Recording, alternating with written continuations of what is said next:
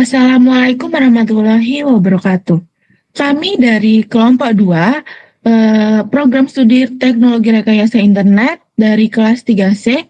Kami di sini akan mempresentasikan materi atau akan membahas tentang freedom of expression atau kebebasan berekspresi di era digital.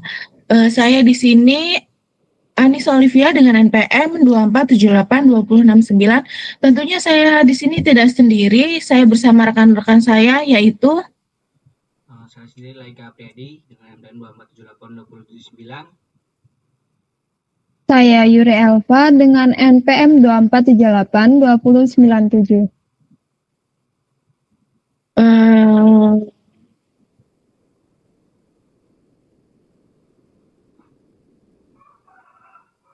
Sebelum kita mulai, coba tanyakan pada diri sendiri, kapan terakhir kali Anda memposting opini di media sosial?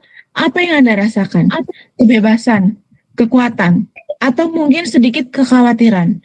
Perasaan-perasaan itulah yang akan menjadi inti dari pembahasan kita.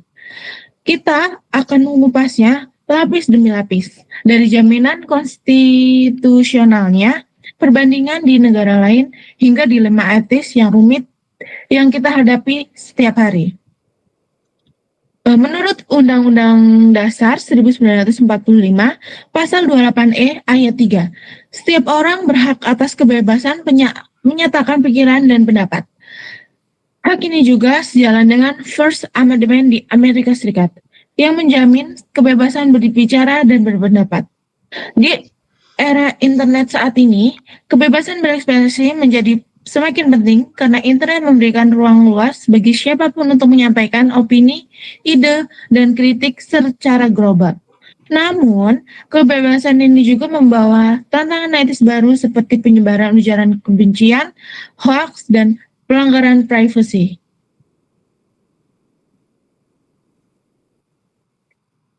Next.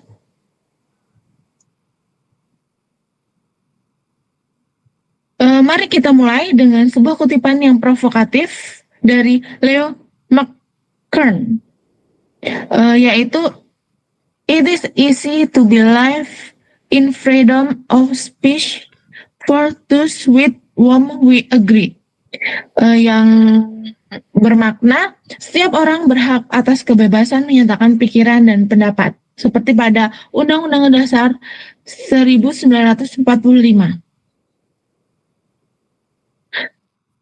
Kutipan ini menampar kita dengan sebuah kebenaran bahwa ujian sejati dari komitmen kita pada kebebasan berekspresi bukanlah saat kita mendengar gema dari pendapat kita sendiri, melainkan saat kita dihadapkan pada pandangan yang kita benci, menantang keyakinan kita. Disitulah letak kedewasaan demokrasi.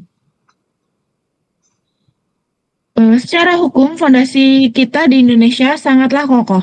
Undang-Undang Dasar 1945 Pasal 28E ayat 3 secara eksplisit menjamin bahwa setiap orang berhak atas kebebasan menyatakan pikiran dan pendapat. Ini bukan sekedar teks umum. Ini adalah jiwa dari reformasi, sebuah janji bahwa era pembungkaman telah berakhir dan suara rakyat adalah unsur utama dalam kehidupan berbangsa. Namun, era digital mengubah total arena permainan. Internet memberikan kita sebuah panggung global yang tak terbatas untuk berekspresi. Ini adalah pedang bermata dua. Di satu sisi, ia mendemokratisasi informasi dan memberikan suara kepada yang tak terdengar. Di sisi lain, ia bisa menjadi senjata untuk menyebar kebencian, hoax, dan fitnah dan kecepatan kilat. Di sinilah terjadi benturan hebat antara kebebasan dan tanggung jawab sosial.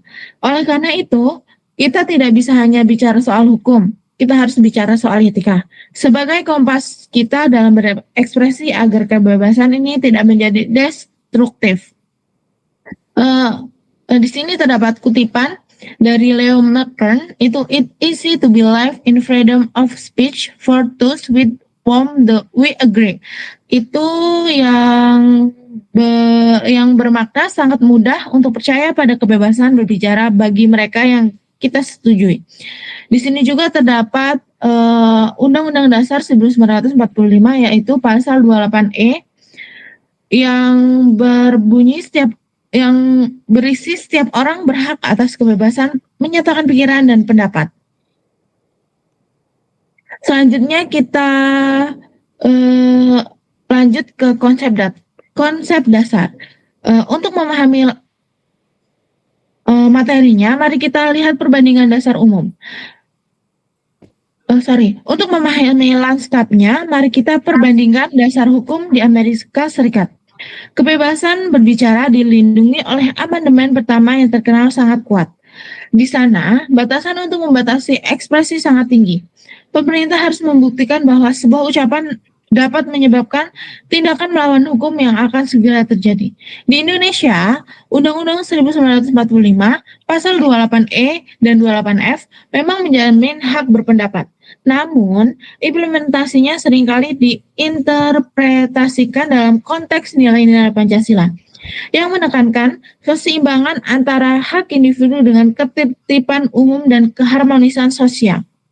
Poin krusialnya adalah tidak ada negara di dunia ini yang menganut kebebasan berekspresi absolut. Selalu ada batasan. Mari kita bedah jenis-jenis ekspresi yang secara universal tidak dilindungi oleh hukum. Yang pertama di sini terdapat fitnah atau defamation. Defamation atau fitnah ini adalah pembunuhan karakter.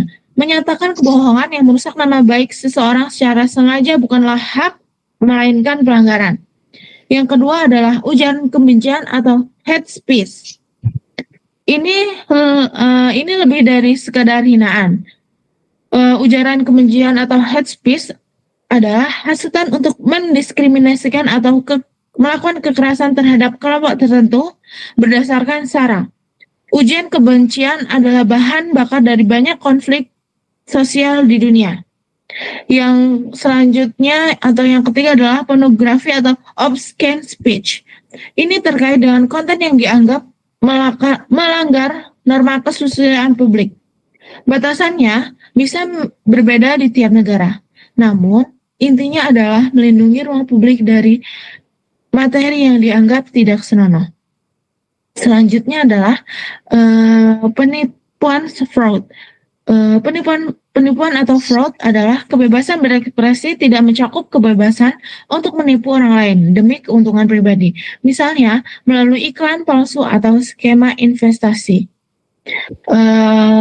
Itu adalah jenis ekspresi yang tidak dilindungi. Segitu saja presentasi dari saya. Selanjutnya akan dilanjutkan oleh rekan saya.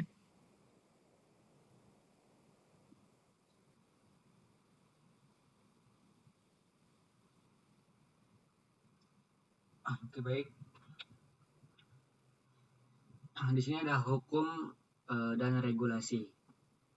Hukum di Indonesia, yang pertama ada hukum yang dimiliki Indonesia. Yang pertama itu ada UU ITE pasal 27 sampai 29. Yaitu larangan sara, pornografi, fitnah digital. Dan yang kedua ada UU PDP 2022, yaitu ada perlindungan data pribadi warga. Yang ketiga ada Permen Kominfo nomor 5 tahun 2020, yaitu ada pengendalian konten digital. Selanjutnya ada hukum di Amerika juga. Yang pertama itu ada CDA tahun 1996, yaitu tentang melindungi anak dari konten cabul atau dibatalkan kecuali Section 230. Yang kedua ada COPPA 1998 atau batasi konten berbahaya untuk anak. Yang ketiga ada CIPA 2000, wajib filter di sekolah dan perpustakaan. Yang keempat ada CAN spam tahun 2003, yaitu tentang atur spam dan email eksplisit. Jadi di Amerika Serikat tadi ada empat undang-undang penting. Yang pertama ada CDA, yaitu adalah bertujuan untuk melindungi anak-anak dari konten pornografi di internet gitu. Namun sebagian isinya ini dibatalkan oleh Mahkamah Agung karena dianggap melanggar kebebasan berbicara. Menariknya, bagian Section 230 dari CDA ini tetap berlaku dan memberi imunitas bagi platform sebagai Facebook, platform seperti Facebook atau YouTube dari tanggung jawab atau atas konten pengguna. Tadi ada COPPA tahun 1998 itu tentang berusaha membatasi akses anak ke konten berbahaya, tapi juga dibatalkan karena dianggap terlalu luas gitu. Yang ketiga ada Children atau CIPA, Children Internet Protection Act atau CIPA tahun 2000, yaitu tentang mewajibkan sekolah dan perpustakaan menggunakan filter untuk memblokir konten pornografi. Yang keempat ada CAN-SPAM tahun 2003 atau spam dan email eksplisit, atau mengatur pengiriman email komersial agar tidak menipu dan tidak mengandung materi eksplisit tanpa izin. Hukumnya tujuan semua regulasi ini sama gitu, yaitu menyeimbangkan antara kebebasan berekspresi dan perlindungan masyarakat dari konten yang berbahaya atau merugikan. Oke, next.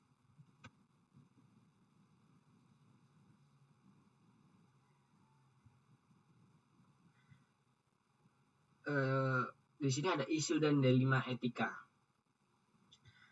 Anonimatis di internet. Salah satu isu menarik dalam kebebasan berekspresi adalah anonimatis. Tadi menurut Reynolds, anonimatis di internet bisa menjadi pedang bermata dua. Di satu sisi, anonimatis ini memungkinkan seseorang mengekspresikan diri tanpa takut diskriminasi atau pembalasan. Misalnya, aktivitas HAM atau korban kekerasan. Dan juga dapat bersuara tanpa mengungkapkan identitasnya. Tapi di sisi lain, anonimatis ini sering digunakan untuk menyebar kebencian, fitnah, atau melakukan cyberbullying. Reynolds ini memberi contoh kasus Amanda Todd, seorang remaja yang bunuh diri setelah identitas dan foto pribadinya tersebar akibat pelecehan online anonim. Ada juga fenomena doxing, yaitu pengungkapan informasi pribadi seseorang di internet tanpa izin. Hal ini jelas melanggar privasi dan bisa berdampak sangat berbahaya. Karena itu, anonimatis memang bagian dari kebebasan berekspresi, tetapi tidak bisa dijadikan alasan untuk merugikan orang lain gitu. Prinsip etika yang relevan di sini adalah respect for person atau menghormati martabat dan hak individu lain. Oke, next.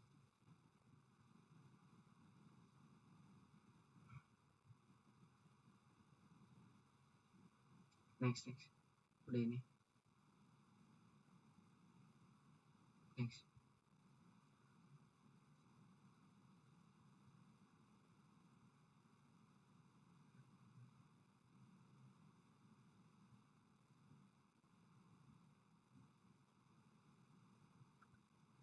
Sensor dan pembatasan informasi.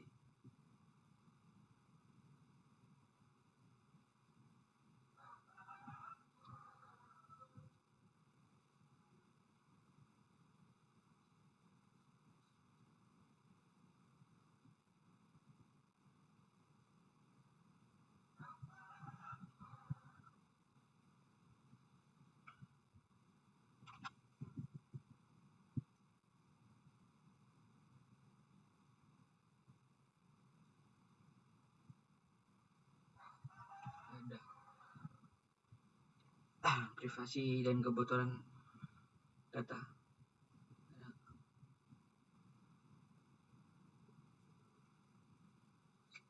Slide 5, isu dan dilema etika. Oke, isu dan dilema etika. sebelumnya.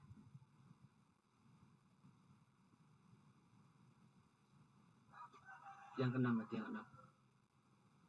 Next lagi. Nah. Yang pertama ada kebocoran data dan privasi, yaitu kasusnya Bjorka. Data dan privasi kasus Bjorka, yaitu BPJS, EKTP,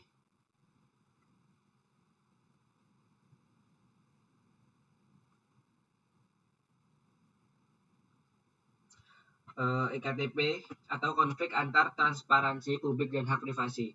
Yang kedua ada menurut buku organisasi wajib menjaga kerahasiaan data digital. Yang ketiga ada spam dan privasi digital, diatur oleh Ken-Spam Act 2003.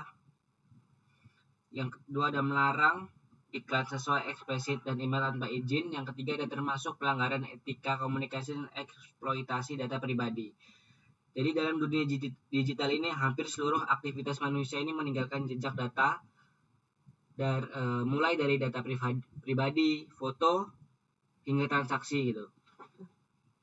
Data ini dikumpulkan dan disimpan oleh berbagai lembaga pemerintah maupun perusahaan swasta. Namun, waktu sistem keamanan lemah atau disalahgunakan, jadilah yang disebut data breach atau kebocoran data. Jadi tadi di Indonesia kita pernah melihat kasus besar seperti yang pertama tadi ada kasus Bjorka, di mana meretas membocorkan data EKTP, BPJS, dan nomor telepon warga. Yang kedua tadi ada kebocoran data BPJS kesehatan yang mencakup jutaan nama, alamat, dan nomor NIK. Yang selanjutnya ada kebocoran data EKTP tadi yang menimbulkan kekhawatiran tentang keamanan identitas warga. Nah, dari kasus-kasus ini dapat menimbulkan konflik antara transparansi publik dan hak atas privasi. Jadi di satu sisi ini masyarakat berhak tahu tentang kebijakan publik dan tata kelola data mereka. Di sisi lain, individu memiliki hak untuk menjaga kerahasiaan informasi pribadinya. Menurut buku etik in Information Technology, Reynolds menegaskan bahwa organisasi ini memiliki tanggung jawab moral dan hukum untuk melindungi data pengguna mereka. Ia menulis bahwa organization have an ethical and legal obligation to protect personal information against unauthorized access or mis. Artinya, ketika data seorang disalahgunakan atau bocor akibat kelalaian sistem, maka itu bukan sekedar kesalahan teknis, tetapi juga pelanggaran etika. Dalam konteks etika, hal ini dapat dijelaskan menggunakan pendekatan deontologis, yaitu kewajiban moral untuk tidak merugikan orang lain. Selain itu, kebocoran data juga berdampak luas, menurunkan kepercayaan publik, merusak reputasi organisasi, dan membuka peluang kejahatan cyber seperti pencurian identitas. Jadi oleh karena itu, organisasi wajib menerapkan prinsip privasi by design atau perlindungan privasi harus sudah menjadi bagian dari perancangan sistem sejak awal. Jadi bukan hanya ditambahkan belakangan. Oke, selanjutnya akan dilanjutkan oleh teman saya. Oke, selanjutnya di sini ada kasus nyata yang ada di Indonesia. Nah, yang pertama itu ada ujaran kebencian di media sosial. Nah, contoh seperti kasus hoax ada PDKI pelanggaran pasal 8 itu tantangannya yaitu perbedaan antara kritik dan ujaran kebencian. Nah, jadi pada kasus Ahok pada Pilkada DKI 2017 ini yaitu pernyataan publik Ahok yang kemudian dipotong dan disebarluaskan di media sosial dan menimbulkan problematik besar. Nah, dari sisi hukum, hal ini dijerat dengan pasal 28 Undang-Undang ITE yang mengatur larangan penyebaran informasi yang menimbulkan kebencian berdasarkan SARA. Nah, namun di sisi etika, kasus ini memperlihatkan dilema besar, Nah, di satu sisi orang memiliki hak untuk mengkritik penjabat publik. Di sisi lain juga diekspresikan yang mengandung provokasi atau manipulasi dapat memicu konflik sosial yang luas. Nah, bahwa Reynolds juga menjelaskan bahwa kebebasan berekspresi itu harus selalu mempertimbangkan dampak sosialnya. Nah, ketika ekspresi berpotensi mengancam ketertiban umum atau merugikan kelompok tertentu, negara dan masyarakat memiliki kewajiban etis untuk mengontrol tanpa mematikan kebebasan itu sendiri. Nah, yang kedua di sini ada cyberbullying. Nah, contohnya, aduh, ini lupa di edit ya. Yaitu fenomena cyberbullying sering terjadi di Indonesia. Nah, terutama di kalangan remaja. Nah, banyak sekali kasus korban yang mengalami tekanan mental berat akibat perundungan online. Nah, dalam buku Reynolds ini terdapat kisah Amanda Todd, remaja Kanada yang menjadi korban cyberbullying dan doxing hingga akhirnya dia Reynolds untuk menunjukkan dari ekspresi yang tidak terkendali. Nah, di Indonesia meskipun kasusnya itu berbeda, nah esensinya sama, kurangnya empati digital, yaitu lemahnya regulasi penegakan hukum cyber dan rendahnya literasi masyarakat menyebabkan kebebasan berekspresi lalu disalahgunakan untuk menyerang secara individu. Nah, etika digital menuntut adanya kesadaran kolektif bahwa ekspresi kita di ruang publik digital bisa berdampak psikologis serius terhadap orang lain. Nah, yang ketiga yaitu pornografi dan ulasan palsu. Nah, jadi di poin pertama ini ada Kominfo blokir situs cabul itu bentuk publik. Poin yang kedua ada marketplace yaitu Shopee, Tokopedia yang menghadapi isu ulasan palsu atau manipulasi opini publik. Nah, yang pertama, pemerintah di Indonesia melalui Kominfo akan memblokir ribuan situs pornografi sebagai bentuk pelaksanaan norma moral publik. Nah, ini akan menimbulkan perdebatan apakah tindakan ini merupakan pelanggaran kebebasan berekspresi atau bentuk perlindungan sosial. Nah, Reynolds mencatat bahwa hampir semua negara itu memiliki perbatasan terhadap pornografi. Nah, khususnya bahwa hampir semua negara memiliki pembatasan terhadap khususnya yang melibatkan anak-anak atau bersifat eksplisit tanpa nilai sosial. Nah, di IPA atau Children Internet Protection ACT di Amerika Serikat itu misalnya mewajibkan pemblokiran konten pornografi di sekolah. Jadi tindakan pemerintah di Indonesia memiliki dasar yang sejalan dengan praktik internasional. Lalu ada marketplace yaitu seperti Shopee dan Tokopedia yang sering mengalami masalah review palsu yang disebarkan untuk mendongkrak reputasi penjual. Nah, meskipun ini bukan kebebasan bicara secara klasik, dalam ini termasuk Reynolds menekankan bahwa penyebaran di informasi palsu untuk keuntungan pribadi adalah bentuk fraud yang tidak dilindungi oleh kebebasan berekspresi. Selanjutnya slide berikutnya. Nah, di sini ada etika dan solusi. Yang pertama ini ada prinsip tanggung jawab digital. Nah, yang pertama poin 1 itu menghormati hak orang lain dan dalam berekspresi. Lalu poin 2 menghindari ujaran yang menyesatkan atau menyerang pribadi. Yang poin ketiga, mempraktikkan empati online, digital empati, yaitu kesadaran bahwa di balik layar pasti ada manusia nyata yang menerima dampak dari kata-kata kita.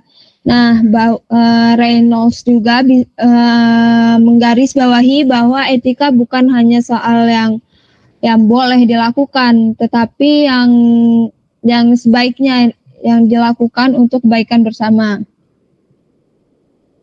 Nah, selanjutnya di sini ada literasi dan pencegahan.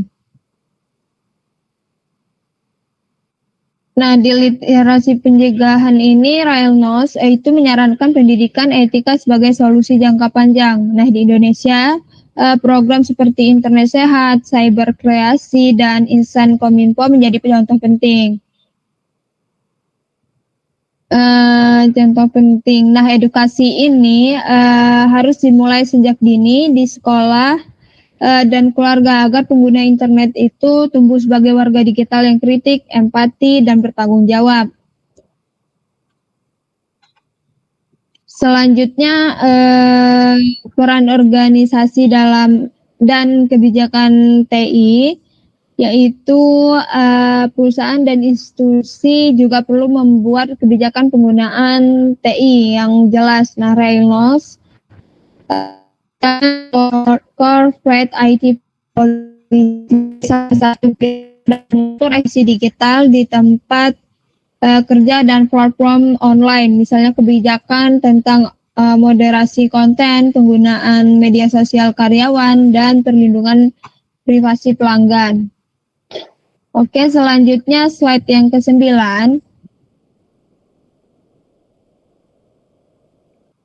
Nah, slide yang ke-9 ini ada ringkasan. Nah, yang pertama itu ada freedom of expression adalah hak dasar tapi tidak absolut.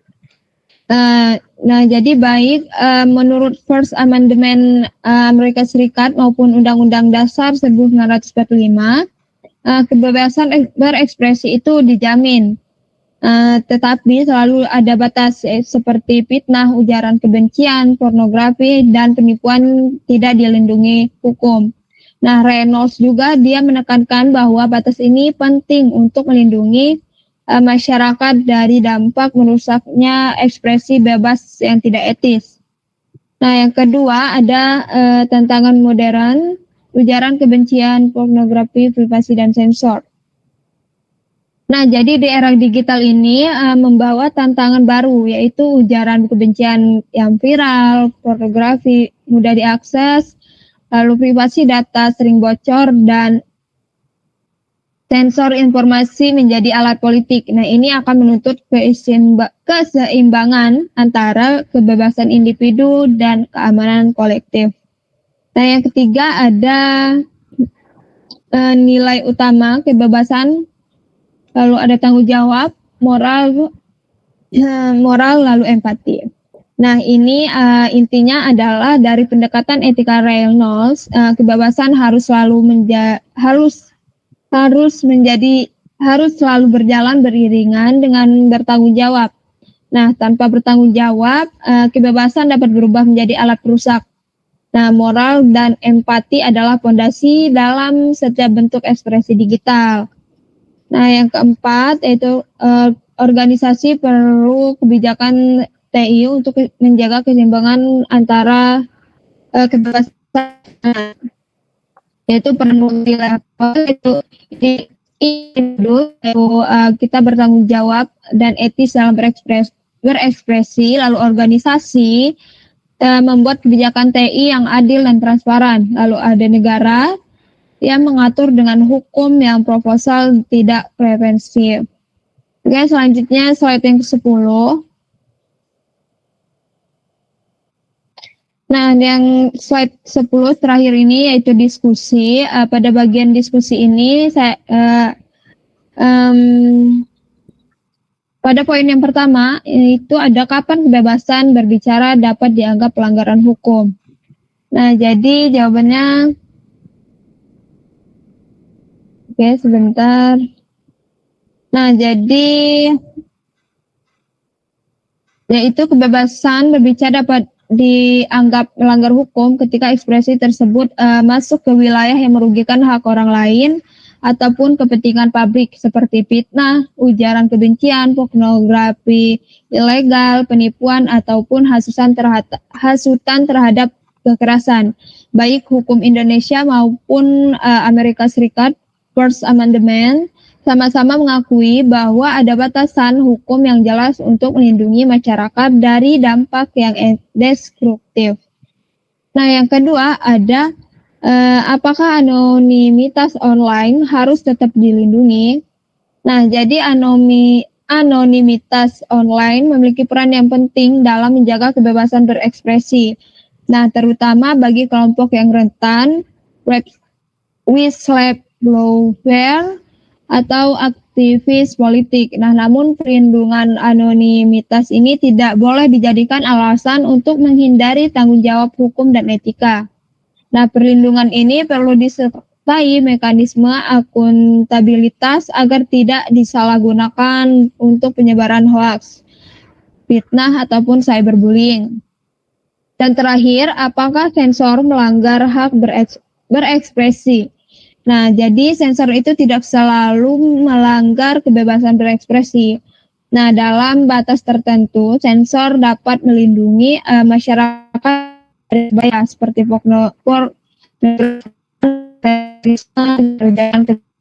Nah, tetapi sensor menjadi pelanggaran ketika digunakan secara berlebihan, sewenang-wenang dan tidak transparan. Misalnya, untuk menekankan kritik atau membatasi akses terhadap informasi publik yang sah. Oke, sudah selesai. Selanjutnya kembali ke Anissa Olivia. Oke, sebelumnya intinya dari pembahasan ini bisa kita simpulkan bahwa masalah kebocoran data dan spam bukan cuma soal teknis komputer gitu, tapi juga masalah etika dan tanggung jawab manusia dalam menggunakan teknologi. Jadi yang pertama ada kebocoran data pribadi seperti kasus BJORKA, BPJS atau EKTP. Itu juga menunjukkan bahwa data digital kita sebenarnya sangat rentan gitu. Ketika organisasi tidak menjaga data dengan baik, itu bukan hanya kelalaian sistem, tapi juga pelanggaran moral. Karena data pribadi itu menyangkut hak dasar setiap orang untuk memiliki privasi. Misalnya, kalau nomor KTP atau data medis kita bocor dan disalahgunakan untuk penipuan, itu bisa merugikan secara finansial dan psikologis. Maka perusahaan dan lembaga pemerintah harus punya sistem keamanan data yang kuat dan tidak boleh sembarangan membagikan data pengguna. Yang kedua, ada spam. Spam juga termasuk bentuk pelanggaran etika digital. Bayangin aja waktu kita terus mendapatkan email promosi atau pesan WhatsApp atau juga iklan vulgar tanpa pernah memberi izin, itu artinya hak privasi kita dilanggar. Dalam buku tadi, bukunya Reynolds, dijelaskan lewat Ken Spam tahun 2023 bahwa pengirim pesan wajib mencantumkan identitas yang jelas, tidak boleh menipu, dan harus menghormati pilihan penerima untuk berhenti menerima pesan. Jadi baik kebocoran data maupun spam sama-sama menegaskan satu hal, bahwa kebebasan berekspresi dan berkomunikasi harus diimbangi dengan tanggung jawab untuk menghormati hak orang lain. Kalau ditarik di kehidupan sehari-hari, contohnya seperti yang pertama, saat kita mengunggah data pribadi di media sosial, kita pikir-pikir dulu apakah informasi itu aman untuk dibagikan gitu. Sama saat mengirim pesan massal atau broadcast, pastikan penerima itu memang bersedia dan kontennya pantas.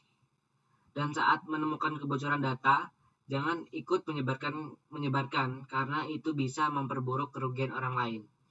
Intinya di dunia digital, privasi adalah bentuk penghormatan tertinggi terhadap sesama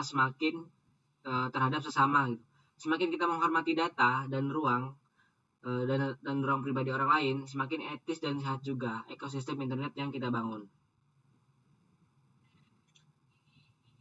Jadi yang kita bahas tadi bisa kita simpulkan bahwa kebebasan berekspresi di dunia digital memang penting, tapi tidak bisa digunakan seenaknya saat setiap orang punya hak untuk berbicara dan berpendapat, tapi juga punya tanggung jawab untuk menjaga etika dan menghormati privasi, juga tidak merugikan orang lain. Kasus seperti kebocoran data, spam, dan ujaran kebencian menunjukkan bahwa teknologi bisa menjadi alat kebaikan, tapi juga bisa berbahaya kalau disalahgunakan. Karena itu, sebagai pengguna internet, kita harus bijak berpikir dulu sebelum berbagi dan menjaga data pribadi, menghargai orang lain di ruang digital. Intinya, kebebasan berekspresi baru benar-benar bermakna kalau kita gunakan dengan tanggung jawab dan empati. Oke, kembali ke moderator. Demikian pemaparan dari kelompok kami. Kami percaya bahwa kebebasan berekspresi yang sehat adalah urat nadi dari demokrasi. Namun, urat nadi itu harus dijaga dengan akal sehat, etika, dan empati. Baik, atas perhatiannya kami ucapkan terima kasih. Wassalamualaikum warahmatullahi wabarakatuh.